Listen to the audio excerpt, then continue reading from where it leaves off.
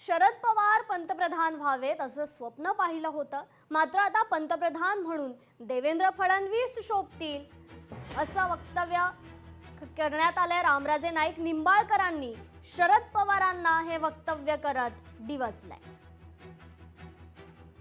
आमची स्वतःची माझी 30 वर्षाच्या अनुभवाची एकच इच्छा आहे की मी शरद पवार पंतप्रधान व्हावे म्हणून बघितलेला स्वप्न कार्यकर्ता आहे।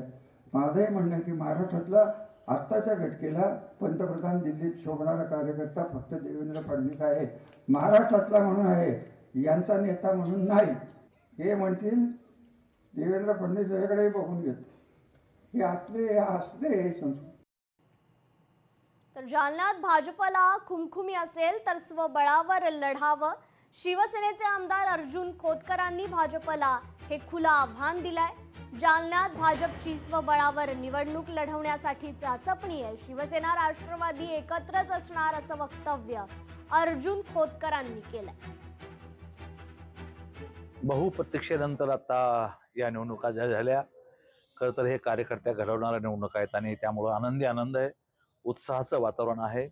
आणि ज्या दिवसाची कार्यकर्ते अनेक वर्षापासून वाट पाहत होते तो दिवस काल उजळला आणि निश्चितपणे निवडणुकाला आम्ही अत्यंत ताकदीने समोर जाणार आहोत आणि शिवसेना ही बाजी मारेल।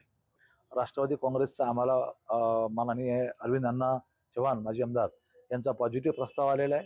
भारतीय जनता पक्षाकडून अजून काही प्रस्ताव आलेला नाही आमच्याकडे। आम्ही त्यांना प्रस्ताव देऊन बराच कालावधी लुटून गेलेला आहे। त्यांच्या मनात काय चाललं आम्हाला माहित नाही। लोकशाही मराठी ऐका, पहा, जागरूक रहा।